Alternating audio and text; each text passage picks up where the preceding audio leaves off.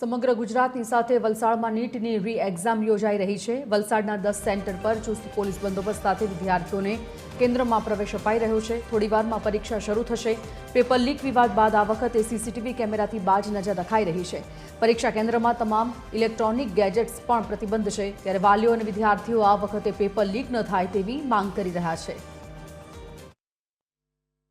તૈયારી તો એમ છે, બટ થોડી નર્વસનેસ આવે છે। કેવું પેપર હશે, સેકન્ડ ટાઈમ છે તો પછી કે કેવું પેપર આવશે, ટ્વિસ્ટ કરશે કે નહીં, બીજી વાર ફૂટ્યું છે તો એમ આ વિચારો આવે, પણ હવે જોઈએ ત્યાં શું છે તે। તૈયારી ફૂલ કરી છે અને સારું પેપર જાય એવી જ અપેક્ષા।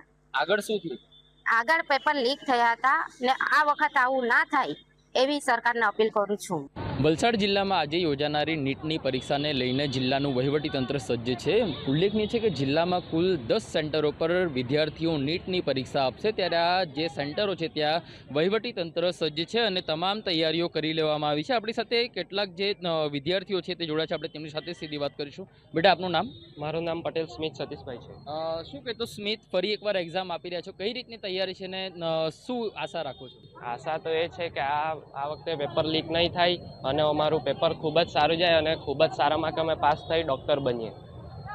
આપણી સાથે વાલી પણ છે, એમની સાથે પણ વાત કરીશું। શું કહેશો, અગાઉ એકવાર પેપર લીક થયું, બાળકોએ ફરી એકવાર પરીક્ષા આપી રહ્યા છે, શું આશા રાખો છો? કંઈ નહીં સાહેબ, મારે એ કહેવું છે કે પાછું લીક ના થાય, છોકરા લોકોની ઉમ્મીદ રહી ને સારા માર્કથી પાસ થાય એ અમની આશા અને ડૉક્ટર બને।